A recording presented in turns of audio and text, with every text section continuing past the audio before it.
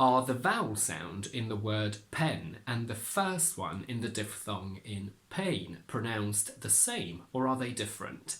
And if you think they're different, why do we use the same symbol for both of them?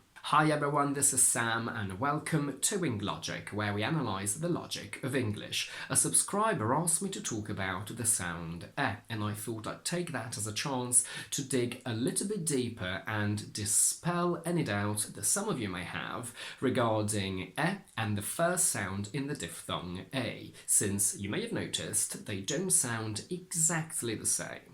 If you're interested in finding out more about how the sound e differs from other sounds, you have a whole video here on the difference between e, a, basically bed, bud, bad, where you also get a thorough analysis of the spelling of these sounds. Speaking of that video, I want to rectify something that I said there when I presented the sound e as a close mid sound, because that's how it's usually taught and presented in books and schools, but especially now in modern English, it's definitely an open mid sound. What does that mean?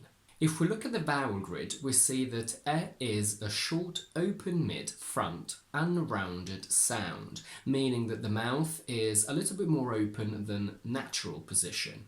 If these are your bottom teeth and this is your tongue, whilst the very tip of the tongue is against the bottom teeth, the blade, which is the bit slightly further back, curls against your bottom teeth, just like that.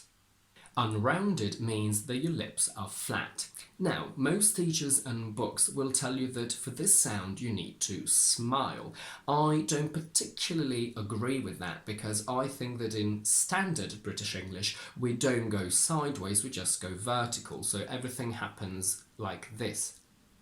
So although the sound e would still come out as correct if you smiled a little, I don't think it's good for your brain to get used to the idea of going sideways because it doesn't really happen that often and it could alter other sounds in the future. So I would say that you can just go vertical and say e.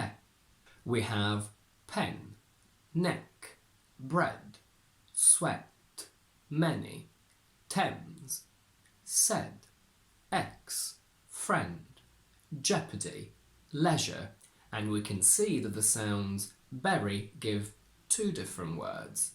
We must remember that in standard British English this sound must be very short and very bright and open. We don't have a closed version of this sound as a standalone one. We say pen, not pin, neck, not nick, bread, not brid. South African, on the other hand, has it in its pronunciation and it exists in other languages. In Italian, for example, you have both a closed e, questo, and an open e, bello. In Spanish, you only have a closed e, esto. But we do close this sound in standard British English in the diphthong a.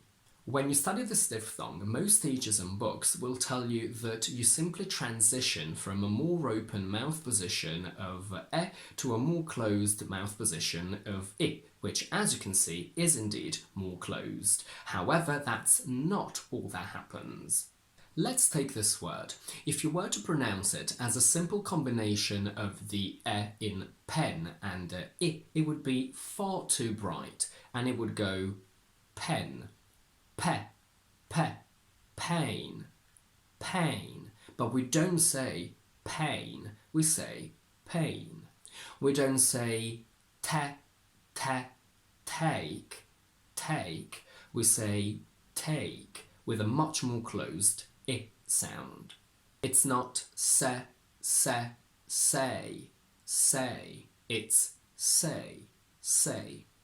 An overly open A sound actually does exist in British, but it's not standard. It's mainly estuary or Cockney, so it's a regional accent. In standard British English, in order to get this more closed I sound, I want you to keep your tongue and mouth position basically the same as in the open E, like that. But what I want you to do is to slightly close your mouth a little bit more, which will automatically cause the tongue to rise a bit further up.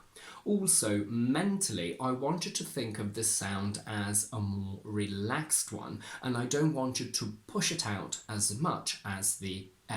So basically, we go from E, E, E to I, I, I. We have make, bacon, agent, straight, break, paint, ballet, eight. If we compare the sounds, we get pen, pain, wet, wait, fell, fail, let, late, test, taste, phlegm, flame. When you put this diphthong into a word, the very closed I that I want you to try and make might automatically become a little bit more bright and open, and that's absolutely fine. But I don't want you to consciously try and make it like that. I don't want you to work towards a A. I want A. We don't want pain, we want pain. So why do they have the same symbol? Because personally, I don't think they should. I'm not an expert in this, but from what I gather, it depends on the country that you live in and the dictionary that you use and the school of thought that it belongs to. It seems like in Europe we prefer using the same symbol for both sounds.